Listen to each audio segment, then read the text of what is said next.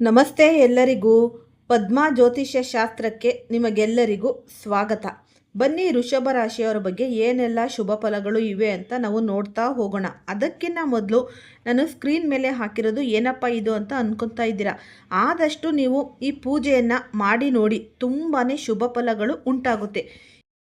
ಈ ಕಷ್ಟ ಕಾರ್ಪಣ್ಯಗಳು ಎಲ್ಲರ ಮನೆಯಲ್ಲೂ ಇದ್ದೇ ಇರುತ್ತೆ. ಅದನ್ನು ನೀವು ನಿವಾರಿಸಿಕೊಳ್ಳಲು ನೋಡಿ, ಸ್ಕ್ರೀನ್ ಮೇಲೆ ನೋಡ್ತಾ ಇದ್ದೀರಲ್ವ, ಆದಷ್ಟು ಈ ಒಂದು ಬೊಗಸೆಯ ತುಂಬ ಅಕ್ಕಿಯನ್ನು ಹಿಡಿದುಕೊಂಡು ಈ ತುಳಸಿ ದಳವನ್ನು ಹಾಕಿ ನೀವು ಈ ರೀತಿ ಸಂಕಲ್ಪವನ್ನು ಮಾಡಿಕೊಳ್ಳಿ.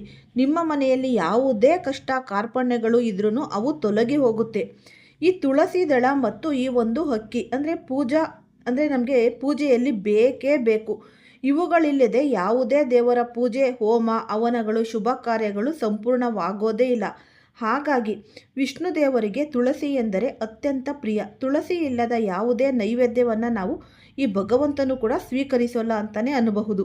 ಈ ಲಕ್ಷ್ಮಿಯ ಸ್ವರೂಪ ತುಳಸಿ, ಲಕ್ಷ್ಮೀ ದೇವಿಯ ರೂಪವೆಂದೇ ನಾವು ಹೇಳಬಹುದು. ಮನೆಯಲ್ಲಿ ಈ ತುಳಸಿ ಗಿಡವನ್ನು ಇಟ್ಟು ಪೂಜಿಸುವುದರಿಂದ ಅಪಾರ ಸಂಪತ್ತು ಮತ್ತು ಸುಖ, ಶಾಂತಿ, ಸಮೃದ್ಧಿ ನಮಗೆ ನೆಲೆಸುತ್ತೆ. ಹಾಗಾಗಿ ಆದಷ್ಟು ನೀವು ಈ ಒಂದು ಬೊಗಸೆಯಷ್ಟು ಕೈಯಲ್ಲಿ ಅಕ್ಕಿಯನ್ನು ಹಿಡಿದುಕೊಂಡು ಅದಕ್ಕೆ ನೀವು ಈ ಒಂದು ತುಳಸಿ ದಳಗಳನ್ನು ಹಾಕಿಕೊಂಡು ನಿಮ್ಮ ಏನೆಲ್ಲ ಕಷ್ಟ ಕಾರ್ಪಣ್ಯಗಳು ಇದೆ ಅದನ್ನು ನೀವು ಈ ಸಂಕಲ್ಪ ಮಾಡಿಕೊಳ್ತಾ ಹೇಳ್ಕೊಳ್ಳಿ. ಆದಷ್ಟು ನೀವು ಇದು ಶನಿವಾರ, ಶುಕ್ರವಾರದಂದು ನೀವು ಇದನ್ನು ಮಾಡಿದ್ರೆ ತುಂಬಾ ಒಳ್ಳೆಯದು. ತುಳಸಿಯ ಎಲೆಗಳು ಮತ್ತು ಅದರ ಈ ಒಂದು ದಳಗಳು ಏನಿರುತ್ತೆ ಅದು ನೀವು ಪೂಜೆ ಮಾಡೋಕ್ಕಿಂತ ಫಸ್ಟೇ ನೀವು ಕಿತ್ತು ಈ ಶುದ್ಧವಾದ ನೀರಿನಲ್ಲಿ ತೊಳೆದು ನಂತರ ನೀವು ಇದು ಪೂಜೆಗೆ ಬಳಸಬೇಕಾಗುತ್ತೆ. ಇನ್ನೂ ಹೆಚ್ಚಿನ ಮಾಹಿತಿ ಈ ಲಾಸ್ಟ್ನಲ್ಲಿ ನಾನು ತಿಳಿಸಿದ್ದೇನೆ, ವೀಕ್ಷಿಸಿ. ನನ್ನ ಆತ್ಮೀಯ ವೃಷಭ ರಾಶಿಯವರೇ, ಬ್ರಹ್ಮಾಂಡದ ಶಕ್ತಿಗಳು ನಿಮ್ಮ ಜೀವನದ ಗತಿಯನ್ನು ಬದಲಾಯಿಸಲು ಸನ್ನದ್ಧವಾಗಿ ನಿಂತಿವೆ. ಜ್ಯೋತಿಷ್ಯ ಶಾಸ್ತ್ರದ ಅತ್ಯಂತ ಪ್ರಭಾವಶಾಲಿ ಗ್ರಹವಾದ ಸೂರ್ಯದೇವನು ತನ್ನ ರಾಶಿ ಪರಿವರ್ತನೆಯನ್ನು ಮಾಡುತ್ತಿದ್ದಾನೆ. 2026 ಜೂನ್ 15 ಮಧ್ಯಾಹ್ನ ನಿಖರವಾಗಿ 12:58 ಗಂಟೆಗೆ ಸೂರ್ಯನು ಮಿಥುನ ರಾಶಿಗೆ ಪ್ರವೇಶಿಸಲಿದ್ದಾನೆ. ಈ ಪ್ರವೇಶವು ಕೇವಲ ಒಂದು ಸಾಧಾರಣ ಖಗೋಳ ಘಟನೆಯಲ್ಲ. ಇದು ಕಳೆದ 2 ವರ್ಷಗಳಿಂದ, ಅಂದರೆ ಸರಿಸುಮಾರು 24 ತಿಂಗಳುಗಳಿಂದ ನಿಮ್ಮನ್ನು ಕಾಡುತ್ತಿದ್ದ ನಿಗೂಢ ಚಕ್ರವ್ಯೂಹವನ್ನು ಸಂಪೂರ್ಣವಾಗಿ ಧ್ವಂಸ ಮಾಡುವ ಮಹಾಗಳಿಗೆಯಾಗಿದೆ. ನೀವು ಇದುವರೆಗೆ ಸವೆಸಿ ಬಂದ ಹಾದಿ ಸಾಮಾನ್ಯವಾದುದಲ್ಲ. ಜಗತ್ತು ನಿಮ್ಮ ಸ್ಥಿರತೆಯನ್ನು ನೋಡುತ್ತೆ, ನಿಮ್ಮ ತಾಳ್ಮೆಯನ್ನು ಕೊಂಡಾಡುತ್ತೆ ಮತ್ತು ನಿಮ್ಮ ಕಠಿಣ ಪರಿಶ್ರಮವನ್ನು ಇಲ್ಲಿ ಶ್ಲಾಘಿಸುತ್ತೆ. ಆದರೆ ಯಾರಿಗೂ ತಿಳಿಯದ ಆ ಕತ್ತಲೆಯ ರಾತ್ರಿಗಳಲ್ಲಿ ನಿಮ್ಮ ಮನಸ್ಸಿನ ಒಳಗಿನ ಆತಂಕ, ನೀವು ನಡೆಸಿದ ಏಕಾಂಗಿ ಹೋರಾಟ ಯಾರಿಗೂ ಕಾಣಿಸಿಲ್ಲ. ಅನೇಕರು ವೃಷಭ ರಾಶಿಯವರನ್ನು ಹಠ ಸ್ವಭಾವದವರು ಎಂದು ತಪ್ಪಾಗಿ ಭಾವಿಸುತ್ತಾರೆ. ಆದರೆ ವಾಸ್ತವದಲ್ಲಿ ನೀವು ಹಠವಾದಿಗಳಲ್ಲ. ಬದಲಾಗಿ ಯಾವುದೇ ಕಷ್ಟ ಬಂದರೂ ಮುರಿಯದ ಅಚಲವಾದ ಮನೋಸ್ಥೈರ್ಯ ಉಳ್ಳವರು. ಕಳೆದ ಕೆಲವು ತಿಂಗಳುಗಳಲ್ಲಿ ನೀವು ಕಳೆದುಕೊಂಡ ಆಸ್ತಿ, ಕೈತಪ್ಪಿದ ಅವಕಾಶಗಳು ಅಥವಾ ದೂರವಾದ ಹತ್ತಿರದ ಸಂಬಂಧಗಳು ನಿಮ್ಮ ನಿಜವಾದ ನಷ್ಟವಲ್ಲ. ಜ್ಯೋತಿಷ್ಯದ ಅತ್ಯುನ್ನತ ನಿಯಮಗಳ ಪ್ರಕಾರ ಅದು ಬ್ರಹ್ಮಾಂಡವು ನಿಮ್ಮ ಜೀವನದಲ್ಲಿ ನಡೆಸಿದ ಒಂದು ಮಹಾ ಶುದ್ಧೀಕರಣ ಪ್ರಕ್ರಿಯೆಯಾಗಿತ್ತು. ಒಂದು ದೊಡ್ಡ ಭವಿಷ್ಯದ ಸಾಮ್ರಾಜ್ಯವನ್ನು ನಿರ್ಮಿಸುವ ಮುನ್ನ ಹಳೆಯ ಮುಳ್ಳುಗಳನ್ನು ಕಿತ್ತೊಗೆಯುವುದು ಅನಿವಾರ್ಯ. ಸೂರ್ಯದೇವನು ನಿಮ್ಮ ಜಾತಕದ ದ್ವಿತೀಯ ಭಾವವಾದ ಧನ ಮತ್ತು ಕುಟುಂಬ ಸ್ಥಾನವನ್ನು ಜಾಗೃತಗೊಳಿಸುತ್ತಿದ್ದಾನೆ. ಇದು ನಿಮ್ಮ ಕೌಟುಂಬಿಕ ಕ್ಲೇಶಗಳನ್ನು ಕೊನೆಗಾಣಿಸಿ ಆರ್ಥಿಕ ಪ್ರಗತಿಯ ಹೊಸ ದ್ವಾರಗಳನ್ನು ತೆರೆಯಲಿದೆ. ಕಳೆದ 24 ತಿಂಗಳುಗಳಲ್ಲಿ ನೀವು ಅನುಭವಿಸಿದ ಮಾನಸಿಕ ಯಾತನೆ, ನಿಮ್ಮ ಪರಿಶ್ರಮದ ಫಲವನ್ನು ಬೇರೆಯವರು ದೋಚಿಕೊಂಡು ಹೋದಾಗ ಉಂಟಾದ ಆಕ್ರೋಶ, ಇವೆಲ್ಲವೂ ನಿಮ್ಮ ಜಾತಕದ ಕರ್ಮಾಧಿಪತಿ ಮತ್ತು ಲಾಭಾಧಿಪತಿಗಳ ಕಠಿಣ ಪರೀಕ್ಷೆಯಾಗಿತ್ತು. ಈಗ ಆ ಆದಿಪರ್ವ ಮುಕ್ತಾಯಗೊಂಡಿದೆ. ನೀವು ಕೇವಲ ಒಬ್ಬ ಸಾಮಾನ್ಯ ವ್ಯಕ್ತಿಯಾಗಿ ಈ ಪರೀಕ್ಷೆಯಿಂದ ಹೊರಬರುತ್ತಿಲ್ಲ, ಬದಲಾಗಿ ಬ್ರಹ್ಮಾಂಡದ ರಹಸ್ಯಗಳನ್ನು ಅರಿತ ಒಬ್ಬ ಮಹಾ ಜಾಣ್ಮೆ ಹಾಗೂ ಈ ಕಾರ್ಯತಂತ್ರ ರೂಪಿಸುವ ಈ ಒಂದು ಸ್ಟ್ರಾಂಗ್ ಆಗಿ ನೀವು ಹೊರಹೊಮ್ಮುತ್ತೀರ. ಈ ಧನಗಮನದ ಒಂದು ರಹಸ್ಯ ಮತ್ತು ನಿಮ್ಮ ಜೀವನದ ಹೊಸ್ತಿಲಿಗೆ ಆರ್ಥಿಕ ಯಶಸ್ಸು ಸಾಲುಗಟ್ಟಿ ನಿಲ್ಲುವ ಸಮಯ. ಆದರೆ ಇಲ್ಲಿ ಒಂದು ಪ್ರಮುಖ ಎಚ್ಚರಿಕೆ ನೀವು ನೆನಪಿನಲ್ಲಿಡಬೇಕು. ಹಣವನ್ನು ಗಳಿಸುವುದಕ್ಕಿಂತ ಅದನ್ನು ಸಂರಕ್ಷಿಸುವುದು ಮತ್ತು ನಿರ್ವಹಿಸುವುದು ಅತ್ಯಂತ ಮುಖ್ಯವಾದ ಒಂದು ಕಲೆ. ವೃಷಭ ರಾಶಿಯವರ ಹತ್ತಿರ ಹಣವೇಕೆ ದೀರ್ಘಕಾಲ ನಿಲ್ಲುವುದಿಲ್ಲ ಎಂಬ ಪ್ರಶ್ನೆಗೆ ಉತ್ತರ ನಿಮ್ಮ ಭೂತಕಾಲದ ನೆನಪುಗಳಲ್ಲಿದೆ. ಒಂದು ನಾವೆಯು ನದಿಯಲ್ಲಿ ಮುಂದೆ ಸಾಗಬೇಕಾದ್ರೆ ಅದು ನೀರಿನ ಆಳಕ್ಕೆ ಹಾಕಿರುವ ಭಾರವಾದ ಕಬ್ಬಿಣದ ಲಂಗರನ್ನು ಕತ್ತರಿಸಬೇಕು. ನೀವು ಇಂದಿಗೂ ವರ್ಷಗಳ ಹಿಂದೆ ಅನುಭವಿಸಿದ ಆರ್ಥಿಕ ನಷ್ಟ ಆಗಿರ್ಬೋದು, ಈ ಮೋಸದ ನೆನಪುಗಳೆಂಬ ಲಂಗರನ್ನು ಎಳೆದುಕೊಂಡು ಸಾಗುತ್ತಿದ್ದೀರಿ. ಜೂನ್ 15ರ ಸೂರ್ಯ ಗೋಚಾರವು ಆ ಹಳೆಯ ಲಂಗರನ್ನು ಶಾಶ್ವತವಾಗಿ ಕತ್ತರಿಸಿ ಎಸೆಯುವ ಮಹಾ ದಿನವಾಗಿದೆ. ಇದುವರೆಗೆ ನೀವು ಕೇವಲ ರಕ್ಷಣಾತ್ಮಕ ಆಟವನ್ನು ಆಡಿದ್ದೀರಿ, ಹಣವನ್ನು ಉಳಿಸಲು ಒದ್ದಾಡಿದ್ದೀರಿ, ನಿಮ್ಮ ಶಕ್ತಿಯನ್ನು ವ್ಯರ್ಥ ಮಾಡದೆ ಮೌನವಾಗಿದ್ದೀರಿ ಮತ್ತು ನಿಮ್ಮ ಮಾತುಗಳನ್ನು ನಿಯಂತ್ರಣದಲ್ಲಿ ಇಡಬೇಕು. ಆದರೆ ಇನ್ನು ಮುಂದೆ ನೀವು ಆಕ್ರಮಣಕಾರಿ ಶೈಲಿಯನ್ನು ಅಳವಡಿಸಿಕೊಳ್ಳಬೇಕಾದ ಕಾಲ ಬಂದಿದೆ. ಮಿಥುನ ರಾಶಿಯಲ್ಲಿ ಕುಳಿತು ಸೂರ್ಯನು ನಿಮ್ಮ ಧನಭಾವದ ಮೇಲೆ ಬೀರುವ ತೀಕ್ಷ್ಣ ದೃಷ್ಟಿಯು ಕಲ್ಲಿನಂತೆ ಹೆಪ್ಪುಗಟ್ಟಿದ ಆರ್ಥಿಕ ಸಮಸ್ಯೆಗಳನ್ನು ಕರಗಿಸಿ ನೀರಿನ ಜಲಪಾತದಂತೆ ಹರಿಯುವಂತೆ ಮಾಡುತ್ತೆ. ಸಾಲದ ಸುಳಿಗೆ ಸಿಲುಕಿದ್ದವರಿಗೆ ಮತ್ತು ಬರಬೇಕಾಗಿದ್ದ ಬಾಕಿ ಹಣ ಸಿಗದೆ ಒದ್ದಾಡುತ್ತಿದ್ದವರಿಗೆ ಈ ಗೋಚಾರವು ಸಂಜೀವಿನಿಯಾಗಲಿದೆ. ಪ್ರಾಚೀನ ಜ್ಯೋತಿಷ್ಯ ಗ್ರಂಥಗಳ ಪ್ರಕಾರ ಸೂರ್ಯನು ದ್ವಿತೀಯ ಭಾವದಲ್ಲಿದ್ದಾಗ ಕೇವಲ ಹಣವನ್ನು ತರುವುದಿಲ್ಲ, ಆ ಹಣದ ಜೊತೆಗೆ ಗೌರವ ಮತ್ತು ಸ್ಥಿರ ಆಸ್ತಿಗಳನ್ನು ತರುತ್ತಾನೆ. ಇದು ಒಂದು ಮುಚ್ಚಿದ ಬಲಿಷ್ಠ ತಿಜೋರಿಯ ಬಾವಿ ನಿಮ್ಮ ಕೈಗೆ ಚಾವಿ ನಿಮ್ಮ ಕೈಗೆ ಸಿಕ್ಕಂತೆ. ಈ ತಿಜೋರಿಯಲ್ಲಿ ಮುಂದಿನ 10 ವರ್ಷಗಳ ಕಾಲ ನಿಮ್ಮನ್ನು ಸುರಕ್ಷಿತವಾಗಿಡಬಲ್ಲ ಸಮೃದ್ಧಿ ಅಡಗಿದೆ. ಜೂನ್ 15ರ ನಂತರದ 3 ಮಹಾ ಬದಲಾವಣೆಗಳು ಮತ್ತು ಈ ವನ ಪರ್ವತದ ಆಂತರಿಕ ಹೋರಾಟ. ವೃಷಭ ರಾಶಿಯವರೇ, ಸೂರ್ಯನ ಈ ಒಂದು ರಾಶಿ ಬದಲಾವಣೆಯು ನಿಮ್ಮ ದೈನಂದಿನ ಜೀವನದಲ್ಲಿ ಈ ಪ್ರಮುಖ ಆಯಾಮಗಳನ್ನು ಅದ್ಭುತ ಕ್ರಾಂತಿಯನ್ನು ಉಂಟು ಮಾಡುತ್ತೆ. ಇವುಗಳನ್ನು ಕೇವಲ ಸಾಮಾನ್ಯ ಬದಲಾವಣೆಗಳೆಂದು ಭಾವಿಸಬೇಡಿ, ಇವು ನಿಮ್ಮ ಭವಿಷ್ಯದ ಬುನಾದಿ. ನಿಮ್ಮ ಬದುಕಿನ ಜಾತಕದ ಪುಟಗಳನ್ನು ಅತ್ಯಂತ ಆಳವಾಗಿ ಅಧ್ಯಯನ ಮಾಡುವ ಹಾಗೂ ಬ್ರಹ್ಮಾಂಡದ ನಿಗೂಢ ರಹಸ್ಯಗಳನ್ನು ಬಿಚ್ಚಿಡುವ ಈ ಒಂದು ವಿಶೇಷ ವಿಶ್ಲೇಷಣೆ ಅಂತಲೇ ಅನ್ನಬಹುದು. ಹಾಗಾಗಿ ಈ ಒಂದು ತಡರಾತ್ರಿಯ ನಿಶ್ಶಬ್ದದಲ್ಲಿ ಒಬ್ಬರೇ ಕುಳಿತಾಗ ನಿಮ್ಮ ಮನಸ್ಸಿನ ಆಳದಲ್ಲಿ ಒಂದು ಪ್ರಶ್ನೆ ಮೂಡುತ್ತೆ. ನಾನು ಯಾರಿಗೆ ಕೆಟ್ಟದ್ದನ್ನು ಬಯಸಿಲ್ಲ, ನನ್ನ ಕರ್ತವ್ಯವನ್ನು ಅತ್ಯಂತ ಪ್ರಾಮಾಣಿಕತೆಯಿಂದ ಮಾಡಿದ್ದೇನೆ, ಪ್ರೀತಿ ಪಾತ್ರರಿಗಾಗಿ ನನ್ನ ಬದುಕನ್ನೇ ಮುಡುಪಾಗಿಟ್ಟಿದ್ದೀನಿ. ಆದರೂ ಈ ಬದುಕಿನ ಯಶಸ್ಸಿನ ದಡ ತಲುಪುವಷ್ಟರಲ್ಲಿ ಈ ನಡು ಸಮುದ್ರದಲ್ಲಿ ಬಿರುಗಾಳಿ ಹೇಳುವುದೇಕೆ? ನನ್ನ ಹಡಗಿಗೆ ನಾನೇ ಅಧಿಪತಿಯಾಗಿದ್ದರೂ ಈ ದಡ ಕಣ್ಣಿಗೆ ಕಾಣಿಸಿದರೂ ಅದನ್ನು ತಲುಪಲು ಸಾಧ್ಯವಾಗುತ್ತಿಲ್ಲ.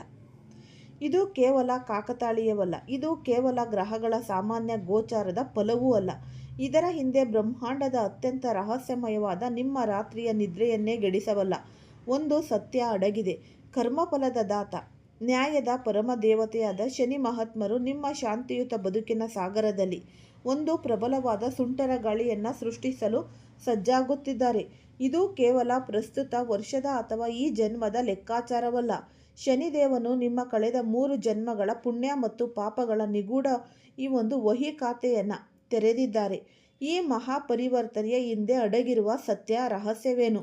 ನಿಮ್ಮ ಪ್ರಸ್ತುತ ಬದುಕಿನ ಕಷ್ಟಗಳಿಗೆ ಈ 3 ಜನ್ಮಗಳ ಕರ್ಮಗಳು ಹೇಗೆ ಕಾರಣವಾಗಿದೆ ಎಂಬುದನ್ನು ನಾವು ವಿಸ್ತಾರವಾಗಿ ಈ ಒಂದು ಐತಿಹಾಸಿಕ ಮತ್ತು ಆಧ್ಯಾತ್ಮಿಕ ಹಿನ್ನೆಲೆಯೊಂದಿಗೆ ತಿಳಿಯೋಣ. ವೇದಗಳು ಮತ್ತು ಉಪನಿಷತ್ತುಗಳಲ್ಲಿ ಕರ್ಮ ಸಿದ್ಧಾಂತವನ್ನು ಒಂದು ಮಹಾನ್ ಶಕ್ತಿಯ ನಿಯಮ ಎಂದು ನಾವು ಕರಿತೀವಿ. ಆಧುನಿಕ ವಿಜ್ಞಾನವು ಪ್ರತಿಯೊಂದು ಕ್ರಿಯೆಗೂ ಸಮನಾದ ಮತ್ತು ವಿರುದ್ಧವಾದ ಪ್ರತಿಕ್ರಿಯೆ ಇರುತ್ತೆ ಎಂದು ಹೇಳುವ ಮುನ್ನವೇ ನಮ್ಮ ಸನಾತನ ಧರ್ಮವು ಪ್ರಾರಬ್ಧ ಕರ್ಮಗಳ ಬಗ್ಗೆ ವಿವರಿಸಿದೆ. ನಾವು ಪ್ರಸ್ತುತ ಜನ್ಮದಲ್ಲಿ ಮಾಡುವ ಕೆಲಸಗಳ ಫಲವನ್ನು ಮಾತ್ರ ಅನುಭವಿಸಿದ್ದೇವೆ ಎಂದುಕೊಳ್ಳುವುದು ನಮ್ಮ ಒಂದು ಭ್ರಮೆ. ನಮ್ಮ ಆತ್ಮದ ಪ್ರಯಾಣವು ಸಾವಿರಾರು ವರ್ಷಗಳ ಇತಿಹಾಸವನ್ನು ಹೊಂದಿದೆ. ಆತ್ಮವು ಒಂದು ನದಿಯಂತೆ ಹರಿಯುವಾಗ ತನ್ನ ಒಡಲಿನಲ್ಲಿ ಹೇಗೆ ಮಣ್ಣು, ಕಲ್ಲು ಮತ್ತು ಹೂಗಳನ್ನು ಹೊತ್ತು ತರುತ್ತಿದೆಯೋ ಹಾಗೆಯೇ ಪ್ರತಿ ಜನ್ಮದ ಈ ಒಂದು ಸಂಸ್ಕಾರಗಳು, ಅಪೂರ್ಣ ಆಸೆಗಳು, ಕೊಟ್ಟ ಮಾತುಗಳು ಮತ್ತು ತೀರಿಸಿದ ಋಣಗಳನ್ನು ಪ್ರಸ್ತುತ ಜನ್ಮಕ್ಕೂ ಹೊತ್ತು ತರುತ್ತೆ. ನಿಮ್ಮ ಬದುಕಿನಲ್ಲಿ ಯಾವುದೇ ಕಾರಣವಿಲ್ಲದೆ ನಿಮಗೆ ಮಾನಸಿಕ ಹಿಂಸೆ ನೀಡುವ ವ್ಯಕ್ತಿಗಳು, ನಿಮ್ಮನ್ನು ಆರ್ಥಿಕವಾಗಿ ನಡು ನೀರಿನಲ್ಲಿ ಕೈಬಿಟ್ಟ ಸ್ನೇಹಿತರು, ಅಥವಾ ನಿಮ್ಮ ಕಠಿಣ ಪರಿಶ್ರಮಕ್ಕೆ ಸಿಗಬೇಕಾದ ಗೌರವವನ್ನು ಕಸಿದುಕೊಂಡ ಶತ್ರುಗಳು ಆಕಸ್ಮಿಕವಾಗಿ ಬಂದವರಲ್ಲ. ಅವರೆಲ್ಲರೂ ನಿಮ್ಮ ಕಳೆದ 3 ಜನ್ಮಗಳ ಕರ್ಮದ ಸಾಗರದಿಂದ ಎದ್ದು ಬಂದಿರುವ ಹಳೆಯ ನಾವಿಕರು. ನಿಮ್ಮೊಂದಿಗೆ ಬಾಕಿ ಇರುವ ಋಣವನ್ನು ವಸೂಲಿ ಮಾಡಲು ಬ್ರಹ್ಮಾಂಡವೇ ಅವರನ್ನು ನಿಮ್ಮ ಮುಂದೆ ತಂದು ನಿಲ್ಲಿಸಿದೆ. ನಿಮ್ಮ ರಾಶ್ಯಾಧಿಪತಿ ದೈತ್ಯ ಗುರುವಾಗಿರುವ ಶುಕ್ರದೇವ. ಶುಕ್ರ ಎಂದರೆ ಪ್ರೀತಿ, ಸೌಂದರ್ಯ, ಕಲೆ ಮತ್ತು ಐಶ್ವರ್ಯ, ಈ ಜಲತತ್ವದ ಪ್ರತೀಕ. ಶುಕ್ರನ ಪ್ರಭಾವದಿಂದಾಗಿ ನಿಮ್ಮ ಸ್ವಭಾವವು ಅತ್ಯಂತ ಗಂಭೀರ ಮತ್ತು ಶಾಂತ ಸಾಗರದಂತೆ. ಮೇಲ್ನೋಟಕ್ಕೆ ನೀವು ಯಾವುದೇ ಬಿರುಗಾಳಿ ಇಲ್ಲದೆ ಶಾಂತವಾಗಿ ಕುಣಿಸುತ್ತೀರಿ. ಯಾರೊಂದಿಗೂ ವಿನಾಕಾರಣ ಜಗಳಕ್ಕೆ ಹೋಗಲ್ಲ.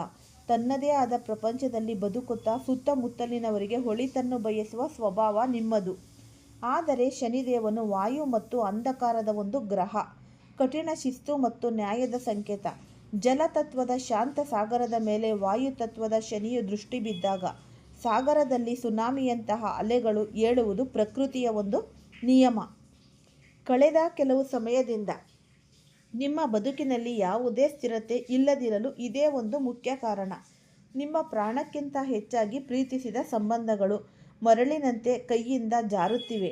ಈ ರಕ್ತ ಬೆವರುಡಿಸಿ ಕಟ್ಟಿದ ಉದ್ಯೋಗ ಅಥವಾ ವ್ಯವಹಾರದಲ್ಲಿ ನಿಮ್ಮದೇನು ತಪ್ಪಿಲ್ಲದಿದ್ದರೂ ನಿಮ್ಮನ್ನು ಮೂಲೆಗುಂಪು ಮಾಡಲಾಗುತ್ತಿತ್ತು. ನಾನಂತೂ ಯಾರಿಗೂ ದ್ರೋಹ ಮಾಡಿಲ್ಲಪ್ಪ, ನನಗೇಕೆ ಈ ಶಿಕ್ಷೆ ಎಂಬ ನಿಮ್ಮ ಆಕ್ರಂದನಕ್ಕೆ ಉತ್ತರ ಸಿಗುವ ಸಮಯ ಬಂದಾಯಿತು. ಶನಿದೇವನು ಕ್ರೂರಿಯಲ್ಲ, ಆತ ಒಬ್ಬ ಕಠಿಣ ಶಿಕ್ಷಕ. ಈ ಮಹಾಗೋಚಾರದ ಪರೀಕ್ಷೆಯಲ್ಲಿ ನೀವು ಸೋತು ಮುಳುಗುತ್ತೀರಾ ಅಥವಾ ನಿಮ್ಮೊಳಗಿನ ಅದಮ್ಯ ಶಕ್ತಿಯನ್ನು ಜಾಗೃತಗೊಳಿಸಿ ಯಶಸ್ಸಿನ ದಡ ತಲುಪುತ್ತೀರಾ ಎಂಬುದನ್ನು ಶನಿದೇವನು ಗಮನಿಸುತ್ತಿದ್ದಾರೆ. ಇದು ಶಾಪವಲ್ಲ, ನಿಮ್ಮ ಆತ್ಮವನ್ನು ಶುದ್ಧೀಕರಿಸುವ ಬ್ರಹ್ಮಾಂಡದ ಪ್ರಕ್ರಿಯೆ. ಬ್ರಹ್ಮಾಂಡದ ನ್ಯಾಯಾಲಯದಲ್ಲಿ ನಿಮ್ಮ ಹೆಸರಿನ ಮೊದಲ ಪುಟ ತೆರೆದಿದೆ. ಅದುವೇ ವಿಶ್ವಾಸದ ಒಂದು ಋಣ. ವೃಷಭ ರಾಶಿಯ ಜಾತಕದವರೇ, ಒಮ್ಮೆ ನಿಮ್ಮ ಬದುಕಿನ ಹಳೆಯ ದಿನಗಳನ್ನು ತಿರುವಿ ನೋಡಿ. ನೀವು ಯಾವಾಗಲೂ ಇತರರ ಪಾಲಿಗೆ ಒಂದು ಭದ್ರವಾದ ಈ ಒಂದು ಹೆದ್ದೋಣಿಯಂತೆ ಬದುಕುತ್ತಿದ್ರಿ. ನಿಮ್ಮ ಆಪ್ತರು, ಸ್ನೇಹಿತರು ಅಥವಾ ಸಂಬಂಧಿಕರು ಕಷ್ಟದ ಸುಳಿಗೆ ಸಿಲುಕಿ ನಡು ನೀರಿನಲ್ಲಿ ಮುಳುಗುತ್ತಿದ್ದಾಗ ನೀವು ನಿಮ್ಮ ಸ್ವಂತ ಹಿತಾಸಕ್ತಿಯನ್ನು ಬದಿಗಿಟ್ಟು ನಿಮ್ಮ ಹಣ, ಸಮಯ ಮತ್ತು ಭಾವನೆಗಳನ್ನು ನೀರಂತೆ ಹರಿಸಿ ಅವರನ್ನು ದಡ ಸೇರಲಿದ್ದೀರಿ. ಆದರೆ ಬದಲಿಗೆ ನಿಮಗೆ ಸಿಕ್ಕಿದ್ದೇನು? ಯಾವ ವ್ಯಕ್ತಿಯನ್ನು ನೀವು ಮುಳುಗದಂತೆ ರಕ್ಷಿಸಿದ್ರೋ ಅದೇ ವ್ಯಕ್ತಿಗಳು ದಡ ತಲುಪಿದ ತಕ್ಷಣ ನಿಮ್ಮದೇ ದೋಣಿಗೆ ರಂಧ್ರ ಕೊರೆದು ನೀವು ಮುಳುಗುವಂತೆ ಮಾಡುತ್ತಾರೆ. ಇಂದು ನೀವು ಅನುಭವಿಸುತ್ತಿರುವ ಆರ್ಥಿಕ ತೊಂದರೆಗಳು ಅಥವಾ ತೀವ್ರವಾದ ಮಾನಸಿಕ ಆಘಾತಗಳು ಆಕಸ್ಮಿಕವಾಗಿ ಬಂದದ್ದಲ್ಲ. ಇಂದಿನ ಜನ್ಮಗಳಲ್ಲಿ ಕೆಲವು ಆತ್ಮಗಳು ನಿಮ್ಮಿಂದ ಅತಿಯಾದ ಸಹಾಯವನ್ನು ಪಡೆದು ಪ್ರತಿಯಾಗಿ ದ್ರೋಹ ಎಸಗಬೇಕಾದ ಬಾಕಿ ಹಣವನ್ನು ಹೊಂದಿದ್ದವು. ಈ ಜನ್ಮದಲ್ಲಿ ಅವು ನಿಮ್ಮ ಹಿತೈಷಿಗಳಂತೆ, ಪಾಲುದಾರರಂತೆ ಅಥವಾ ಅತ್ಯಪ್ತ ಗೆಳೆಯರಂತೆ ಬಂದು ನಿಮ್ಮನ್ನು ವಂಚಿಸಿವೆ. ಆದರೆ ಇಲ್ಲಿಯೇ ಶನಿದೇವನ ಪರಮ ರಹಸ್ಯ ಅಡಗಿದೆ. ನಿಮ್ಮನ್ನು ವಂಚಿಸಿದವರು ತಾವು ಗೆದ್ದಿದ್ದೇವೆ ಎಂದು ಬೀಗುತ್ತಿರಬಹುದು, ಆದರೆ ಆಧ್ಯಾತ್ಮಿಕವಾಗಿ ಅವರು ನಿಮ್ಮ ಪಾಲಿನ ಕಡು ಕಷ್ಟದ ಕರ್ಮಗಳನ್ನು ತಮ್ಮ ಹೆಗಲಿಗೆ ಹೊತ್ತುಕೊಂಡು ಹೋಗಿದ್ದಾರೆ. ನಿಮ್ಮ ಬದುಕಿನ ಹಡಗು ಈಗ ಹಗುರಾಗಿದೆ.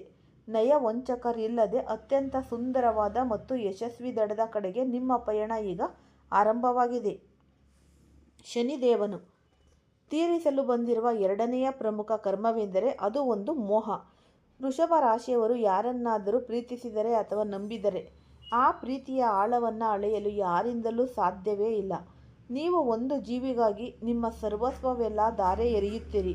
ಒಂದು ಬೃಹತ್ ಹಡಗು ಸಾಗರದ ತಳದಲ್ಲಿರುವ ಕಠಿಣ ಬಂಡೆಗೆ ತನ್ನ ಭಾರವಾದ ಲಂಗರನ್ನು ಹಾಕಿ ಸ್ಥಿರವಾಗಿ ನಿಲ್ಲುವಂತೆ ನೀವು ಕೆಲವು ವ್ಯಕ್ತಿಗಳಿಗೆ ನಿಮ್ಮ ಭಾವನೆಗಳನ್ನು ಕಟ್ಟಿಹಾಕ್ತೀರ.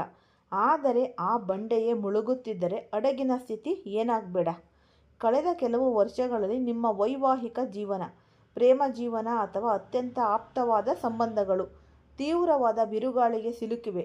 ನಿಮ್ಮ ಹೃದಯವನ್ನೇ ಯಾರೋ ಹಿಂಡಿ ಹಿಪ್ಪೆ ಮಾಡಿದಂತಹ ಅನುಭವ ನಿಮಗಾಗಿರಬಹುದು.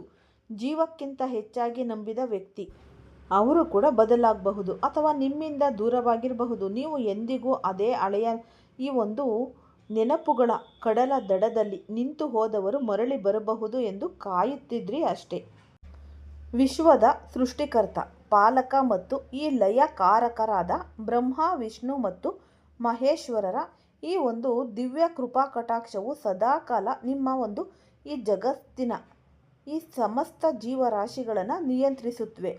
ಭಾರತೀಯ ವೈದಿಕ ಜ್ಯೋತಿಷ್ಯ ಶಾಸ್ತ್ರದ ಪ್ರಕಾರ ಮನುಷ್ಯನ ಜೀವನವು ಕೇವಲ ಆತನ ಕರ್ಮದ ಮೇಲೆ ಮಾತ್ರವಲ್ಲದೆ ಅಂತರಿಕ್ಷದಲ್ಲಿ ಸಂಭವಿಸುವ ಗ್ರಹಗಳ ಚಲನೆ ಮತ್ತು ರಾಶಿ ಪರಿವರ್ತನೆಗಳ ಮೇಲೆಯೂ ಆಧಾರಿತವಾಗಿರುತ್ತೆ. ವೃಷಭ ರಾಶಿಯವರ ಜೀವನದಲ್ಲಿ ಇಲ್ಲಿಯವರೆಗೆ ಎದುರಾಗಿದ್ದ ಕತ್ತಲೆಯ ದಿನಗಳು ಮುಗಿದು ಒಂದು ಅಭೂತಪೂರ್ವ ಯೋಗವು ಆರಂಭವಾಗುವ ಸಮಯ ಇದೀಗ ಕೂಡಿ ಬಂದಿದೆ. ದೇವರ ಮನೆಯಲ್ಲಿ ತಡವಾಗಬಹುದು, ಆದರೆ ಅನ್ಯಾಯವಾಗಲು ಸಾಧ್ಯವಿಲ್ಲ ಎನ್ನುವ ನಾಣ್ಣುಡಿಯಂತೆ ನಿಮ್ಮ ಕಷ್ಟದ ದಿನಗಳಿಗೆ ಪೂರ್ಣ ವಿರಾಮ ಬೀಳುವ ಮಹಾಮುಹೂರ್ತ ನಿಶ್ಚಯವಾಗಿದೆ. ಅತ್ಯಂತ ನಿಖರವಾದ ಲೆಕ್ಕಾಚಾರಗಳ ಪ್ರಕಾರ ಮಧ್ಯಾಹ್ನ 3:59 ನಂತರ ಬ್ರಹ್ಮಾಂಡದಲ್ಲಿ ಒಂದು ವಿಶಿಷ್ಟವಾದ ಗ್ರಹಗತಿಗಳ ಮೈತ್ರಿ ಏರ್ಪಾಡಾಗುತ್ತಿದೆ. ಈ ಬದಲಾವಣೆಯು ವೃಷಭ ರಾಶಿಯವರ ಜಾತಕದಲ್ಲಿದ್ದ ದಾರಿದ್ರ್ಯ ಯೋಗವನ್ನು ಸಂಪೂರ್ಣವಾಗಿ ನಾಶ ಮಾಡಿ ಮಹಾಲಕ್ಷ್ಮಿ ಯೋಗವನ್ನು ಸೃಷ್ಟಿಸುತ್ತೆ.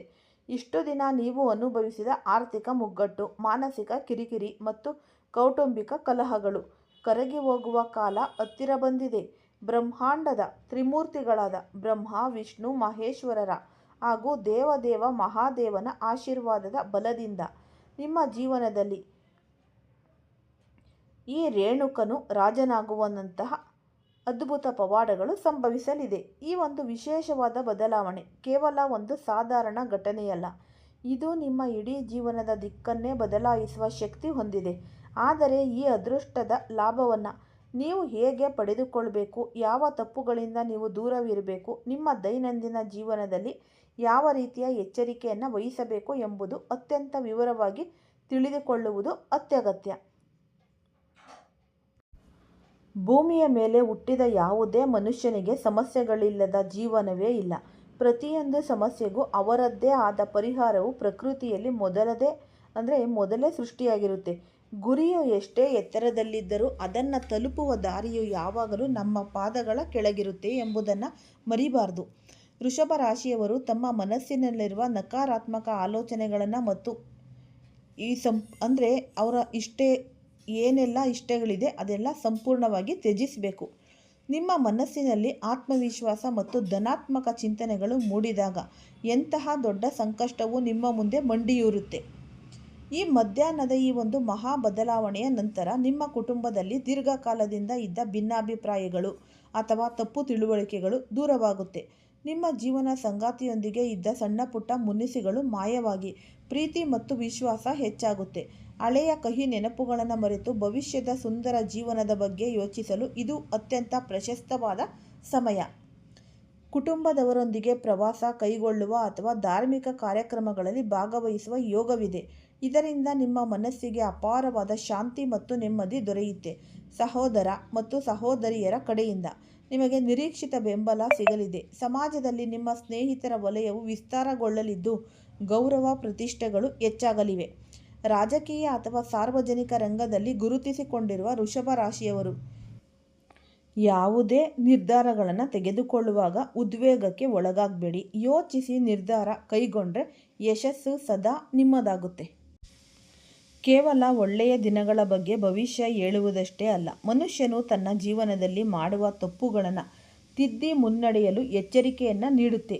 ವೃಷಭ ರಾಶಿಯವರಲ್ಲಿ ಇರುವ ಅತ್ಯಂತ ದೊಡ್ಡ ದೌರ್ಬಲ್ಯವೆಂದರೆ ಅವರು ಯಾವುದೇ ವ್ಯಕ್ತಿಯನ್ನು ಅತಿ ಶೀಘ್ರವಾಗಿ ನಂಬಿಬಿಡೋದು. ಯಾರಾದರೂ ಬಂದು 4 ಸಿಹಿ ಮಾತುಗಳನ್ನು ಆಡಿದರೆ ಅವರ ಇತಿಹಾಸವನ್ನು ತಿಳಿಯದೆ ಕಣ್ಣು ಮುಚ್ಚಿ ನಂಬುವುದು ಮತ್ತು ನಿಮ್ಮ ವೈಯಕ್ತಿಕ ರಹಸ್ಯಗಳನ್ನು ಅವರ ಮುಂದೆ ತೆರೆದಿಡುವುದು ನಿಮ್ಮ ಅಭ್ಯಾಸವಾಗಿದೆ. ಕಲಿಯುಗದಲ್ಲಿ ಈ ಸ್ವಭಾವವು ಅತ್ಯಂತ ಅಪಾಯಕಾರಿ. ಈ ನಿಮ್ಮ ಅತಿಯಾದ ಮುಗ್ಧತೆಯನ್ನೇ ಬಂಡವಾಳ ಮಾಡಿಕೊಂಡು ಅನೇಕರು ನಿಮಗೆ ಮೋಸ ಮಾಡಿರುವ ಇತಿಹಾಸವಿದೆ. ಆದ್ದರಿಂದ ಇನ್ನು ಮುಂದೆ ಯಾರನ್ನು ಅಂಧವಾಗಿ ನಂಬಬೇಡಿ. ಯಾವುದೇ ವ್ಯವಹಾರ ಇರಲಿ, ಈ ಒಂದು ಪಾರದರ್ಶಕತೆ ಮತ್ತು ಜಾಗರೂಕತೆ ಅತ್ಯಗತ್ಯ. ಇನ್ನೊಂದು ಮುಖ್ಯವಾದ ವಿಷಯ, ಆರೋಗ್ಯ. ಕಳೆದ ಕೆಲವು ದಿನಗಳಿಂದ ಕಾಡುತ್ತಿರುವ ಸಣ್ಣ ಪುಟ್ಟ ಆರೋಗ್ಯದ ಸಮಸ್ಯೆಗಳನ್ನು ನಿರ್ಲಕ್ಷಿಸಬೇಡಿ. ರೋಗ ಬಂದ ಮೇಲೆ ಚಿಕಿತ್ಸೆ ಪಡೆಯುವುದಕ್ಕಿಂತ ಬರದಂತೆ ತಡೆಯುವುದು ಲೇಸು ಎನ್ನುವಂತೆ ಆರೋಗ್ಯದ ವಿಷಯದಲ್ಲಿ ಉದಾಸೀನತೆ ತೋರಿದರೆ ಮುಂದೆ ದೊಡ್ಡ ಮಟ್ಟದ ಆರ್ಥಿಕ ಹೊರೆ ಮತ್ತು ದೈಹಿಕ ಕಷ್ಟವನ್ನು ಅನುಭವಿಸಬೇಕಾಗಬಹುದು. ದೈನಂದಿನ ಆಹಾರದ ಪದ್ಧತಿ ಮತ್ತು ಜೀವನ ಶೈಲಿಯಲ್ಲಿ ಸಕಾರಾತ್ಮಕ ಬದಲಾವಣೆಗಳನ್ನು ನೀವು ತಂದುಕೊಳ್ಳಿ. ಈ ಮಕ್ಕಳ ನಡವಳಿಕೆ ಮತ್ತು ಅವರ ಸ್ನೇಹ ವಲಯದ ಕಡೆಗೆ ಹೆಚ್ಚಿನ ನಿಗಾ ಇಡುವುದು ತಂದೆ ತಾಯಿಯರಾದ ನಿಮ್ಮ ಕರ್ತವ್ಯವಾಗಿದೆ. ಅವರು ತಪ್ಪು ದಾರಿಗೆ ತುಳಿಯದಂತೆ ಪ್ರೀತಿಯಿಂದ ತಿಳಿ ಹೇಳಿ ಮಾರ್ಗದರ್ಶನವನ್ನು ನೀಡಿ. ತುಳಸಿ ಗಿಡಕ್ಕೆ ನಾವು ಪ್ರತಿದಿನ ಮುಂಜಾನೆ ಮತ್ತು ಈ ಸಂಜೆ ತುಪ್ಪದ ದೀಪ ಹಚ್ಚೋದ್ರಿಂದ ಮತ್ತು ಈ ರೀತಿಯ ಸ್ತೋತ್ರಗಳನ್ನು ಪಠಿಸುವುದರಿಂದ ಮನೆಯಲ್ಲಿ ಸದಾ ಸಕಾರಾತ್ಮಕ ಶಕ್ತಿ ಮತ್ತು ಐಶ್ವರ್ಯ ಇಲ್ಲಿ ವೃದ್ಧಿಯಾಗ್ತಾ ಹೋಗುತ್ತೆ. ವಿಷ್ಣು ದೇವರಿಗೆ ತುಳಸಿ ಅಂದರೆ ಅತ್ಯಂತನೇ ಪ್ರಿಯ ಅಂತಲೇ ಅನ್ಬಹುದು. ತುಳಸಿ ಇಲ್ಲದೆ ಯಾವುದೇ ನೈವೇದ್ಯ ನಾವು ಮಾಡೋಕ್ಕೆ ಆಗೋದಿಲ್ಲ. ಹಾಗಾಗಿ ತುಳಸಿಯನ್ನು ಲಕ್ಷ್ಮೀ ದೇವಿಯ ಸ್ವರೂಪ ಅಂತಲೂ ಕೂಡ ನಾವು ಹೇಳ್ತೀವಿ. ಮನೆಗಳಲ್ಲಿ ತುಳಸಿ ಗಿಡವನ್ನು ಇಟ್ಟು ಪೂಜಿಸುವುದರಿಂದ ನಿಮಗೆ ತುಂಬಾ ಅನುಕೂಲಗಳೇ ಆಗುತ್ತೆ. ಈ ಸಂಪತ್ತು ವೃದ್ಧಿಯಾಗುತ್ತೆ, ಮನೆಯಲ್ಲಿ ಶಾಂತಿಯ ನೆಲೆಸುತ್ತೆ. ಮತ್ತು ಈ ತುಳಸಿಯ ಎಲೆಗಳು ನೀವು ಬೆಳೆಸೋದ್ರಿಂದ, ಮನೆಯಲ್ಲಿ ಗಿಡ ಹಾಕೋದ್ರಿಂದ ನಿಮ್ಮ ಸುತ್ತಮುತ್ತಲಿನ ಈ ಒಂದು ಗಾಳಿಯು ಕೂಡ ನಕಾರಾತ್ಮಕ ಈ ಒಂದು ನೆಗೆಟಿವ್ ಎನರ್ಜಿ ಅನ್ನೋದು ನಾಶ ಮಾಡುತ್ತೆ. ಹಾಗಾಗಿ ನೀವು ಆದಷ್ಟು ನಿಮ್ಮ ಮನೆಗಳಲ್ಲಿ ಜಾಗ ಇದ್ದರೆ ನೆಲದಲ್ಲಿ ಇಲ್ಲಾಂದರೆ ಪಾಟ್ಗಳಲ್ಲಿ ಆದಷ್ಟು ಈ ತುಳಸಿ ಗಿಡವನ್ನು ಹಾಕಿ ಪೂಜೆಯನ್ನು ಮಾಡಿ. ಶುಭ ಫಲಗಳೇ ನಿಮಗೆ ಉಂಟಾಗುತ್ತೆ.